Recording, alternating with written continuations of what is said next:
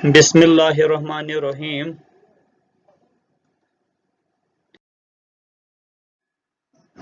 अस्सलाम अलैकुम वरहमतुल्लाहि वबरकातुहू। क्लास 7th और क्लास 8 के स्टूडेंट्स के लिए आज फिर एक बार ये लेक्चर एक है।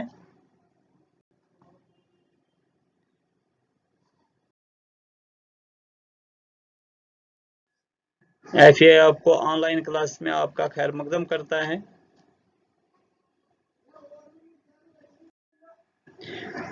हम पढ़ रहे हैं इंट्रोडक्शन टू क्यू बेसिक, जो चैप्टर 8 है बुक नंबर 6 में से, और आज इसका ये 5वां लेक्चर है और आखिरी लेक्चर है। इस लेक्चर के साथ ही थोड़ा इसमें वो अटैच होगा लेक्चर एक और, जिसमें प्रैक्टिकली हम कुछ प्रोग्राम्स को दिखाएंगे कैसे एग्जीक्यूट होते हैं, और जो इसमें मेन सिंपल प्रोग्राम के लिए मेन स्टेटमेंट्स जो है वो आज इंशाल्लाह इसमें कवर हो जाएंगे, और इसके बाद आप छोटे मोटे प्रोग्राम्स करने के काबिल हो जाएंगे इंशाल्लाह। इस लेक्चर में एक हम लेट स्टेटमेंट के बारे में देखेंगे, इनपुट स्टेटमेंट के बारे में, CLS स्टेटमेंट, END स्टेटमेंट और REM स्टेटमेंट, इनके बारे में आज पढ़ेंगे जो मेन इस्तेमाल में आती हैं कंप्यूटर क्यू बेसिक के प्रोग्राम में। लेट जो है इसका सिंटेक्स यहाँ पे ये देखिए, लेट फिर वेरिएबल फिर इक्वल टू साइन, उसके बाद कुछ भी हम इसको असाइन कर सकते हैं, कांस्टेंट कर सकते हैं, वेरिएबल्स कर सकते हैं, या इवन एक्सप्रेशन इसको हम कर सकते हैं। तो इसको एक और नाम बोलते हैं, इसको बोलते हैं असाइनमेंट स्टेटमेंट भी। तो पहले वर्जन जो क्यू बेसिक के थे उसमें लेट का इस्तेमाल अच्छा खासा होता था। जब भी हमें कोई असाइनमेंट, जैसे हमने किसी वेरिएबल को उसमें वैल्यू देना था, सपोज 20, एक वेरिएबल लेना था, उसमें वैल्यू देना था 20, हमें लिखना पड़ता था लेट ए इक्वल 20, तो वो ए वाले वेरिएबल में असाइन होता था वो 20। तो लेकिन जो लेटेस्ट वर्जन है इसमें, उसमें अब लेट का खास इस्तेमाल नहीं होता, हम डायरेक्टली असाइन कर सकते हैं, जैसे a इक्वल टू 20 ऐसे भी लिख सकते हैं, या अगर अर्लियर वर्जन होंगे हम लिखेंगे लेट a इक्वल टू 20। इसी तरह हम इसमें ये स्ट्रिंग कांस्टेंट भी दे सकते हैं, ठीक है, या वापस variable a equal to b, फिर b का वैल्यू कहीं और पे दिया होगा, वो हो गया वेरिएबल में वेरिएबल का वैल्यू इंटरचेंज होता है, ठीक है, या कोई एक्सप्रेशन कैलकुलेशन कोई। तो ये लेट अगर हमने लिखना होगा हम लिखेंगे लेट a इक्वल टू फिर कोई वैल्यू, ठीक है, जैसे कि यहाँ पे मैंने दिखाया है लेट a इक्वल टू 2 3 4 5, इसमें वैल्यू एक आ गया, ठीक है।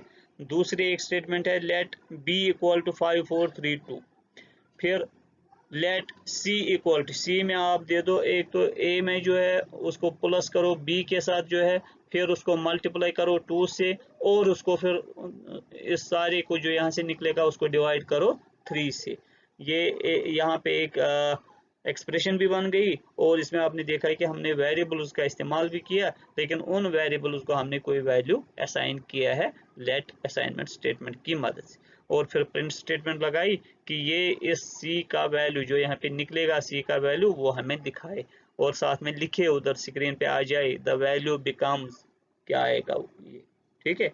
क्योंकि जब भी हम कोई स्ट्रिंग कांस्टेंट, ये द वैल्यू बिकम्स, ये जो है ये स्ट्रिंग कांस्टेंट एक है, जब भी हम स्ट्रिंग कांस्टेंट का इस्तेमाल करते हैं वो हमें लाजमी कोटेशन, डबल कोटेशन मार्क्स में देना पड़ता है, और उसके बाद इसको सेपरेट करेंगे कामा से। फिर जो हम वैल्यू यहाँ पे लाना चाहते हैं, हम चाहते हैं कि c का वैल्यू, c में जो आगा होगा वो, इसलिए हम c वेरिएबल यहाँ पे लिखेंगे कि c में जो वैल्यू आ जाएगा वो यहाँ पे दिखाएगा, और इस तरीके से छोटा मोटा प्रोग्राम हम फिर एंड स्टेटमेंट से एंड करेंगे, ठीक है।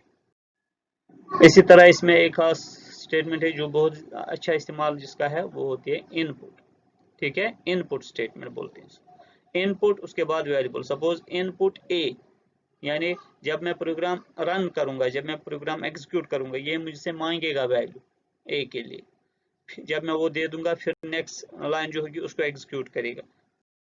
जैसे यहाँ पे इनपुट a में वैल्यू देना है, जब हम रन करेंगे इस प्रोग्राम को, यह हमें मांगेगा a का प्रोग्राम, फिर मांगेगा b का प्रोग्राम, फिर c equal to a plus B, यानी c में आप c जो एक वेरिएबल लिया हमने उसमें आप a और b का ऐड करके रखिए, ठीक है, और उसको फिर प्रिंट करके दिखाए हमें the value of c is, फिर यहाँ पे c में जो वैल्यू बना होगा और स्क्रीन में ये लिखा जाएगा जो यहाँ पे स्ट्रिंग कांस्टेंट हमने लिखा और उसका वैल्यू आएगा। इस तरीके से ये प्रोग्राम एंड हो जाएगा, एंड करेंगे, ठीक है। तो ये कुछ कमांड्स इसमें, जैसे CLS मीन्स क्लियर स्क्रीन, यानी जब हमने कुछ प्रोग्राम किया होगा तो वो वहीं पे स्क्रीन पे ही रहता है। अगर हम उसको चाहते हैं वो क्लियर होना चाहिए, साफ होना चाहिए स्क्रीन, तो हम CLS का कमांड इस्तेमाल कहीं पे भी कर सकते हैं। इसी तरीके जब भी कोई प्रोग्राम हम बनाते हैं, जितना भी बड़ा प्रोग्राम हो, जब हमने वो टर्मिनेट करना होगा, खत्म करना होगा प्रोग्राम, हम इतना ही प्रोग्राम है, लास्ट वाली स्टेटमेंट जब हम लिखेंगे उसके बाद लास्ट पे कंप्यूटर कंपाइलर को पता चलना चाहिए कि हाँ ये प्रोग्राम अब खत्म हो गया, उसके लिए हम स्टेटमेंट इस्तेमाल करते हैं QBasic में एंड, END। इसी तरह एक और स्टेटमेंट है यहाँ पे कमेंट रैम हो गया रिमार्क्स, यानी अगर हम चाहते हैं किसी प्रोग्राम के बारे में हम कुछ कमेंट लिखना चाहते हैं, कुछ नोट करके रखना, सपोज कि ये प्रोग्राम जो है इसमें 2 नंबर्स को ऐड करना है, तो हम उसमें पहले रैम लिखते हैं। ये भी कहीं कहीं पे इन वर्जन में चेंज हुआ, आज इसके बदले कहीं कहीं पे डायमेंशन वाला स्टेटमेंट इस्तेमाल किया जाता है। तो पहले वर्जन में रैम रिमार्क्स वाला इस्तेमाल करते हैं, और ये जो स्टेटमेंट होती है ये नॉन एग्जीक्यूटेबल स्टेटमेंट होती है, यानी जब कंप्यूटर जब ये प्रोग्राम रन होता है तो जो भी इस स्टेटमेंट के में लिखा गया होता है वो एग्जीक्यूट नहीं होता है, वो सिर्फ प्रोग्राम में लिखने के लिए कि प्रोग्राम में हमने कहाँ पे क्या इस्तेमाल किया है उसके लिए इस्तेमाल किया जाता है, और वहाँ पे नहीं किया जाता है, एग्जीक्यूटेबल स्टेटमेंट नहीं है, ठीक है। तो मुझे आपको ये समझ आया होगा। आप ये मेन स्टेटमेंट जो इनका इस्तेमाल करिए तो छोटे मोटे प्रोग्राम्स आप इसमें से कर सकेंगे। और इसके साथ ही इसमें एक और मैं वीडियो साथ रखता हूँ। अगर ये वीडियो 5A है तो उसका मैं नाम दे दूंगा 5B। उसमें कुछ प्रोग्राम्स हम एग्जीक्यूट करके देखेंगे कि कैसे एग्जीक्यूशन होता है इनपुट स्टेटमेंट की वजह से, इनपुट स्टेटमेंट का इस्तेमाल करके, ठीक है। तो stay home, stay safe, stay blessed. Thank you. Assalamu alaikum wa rahmatullah.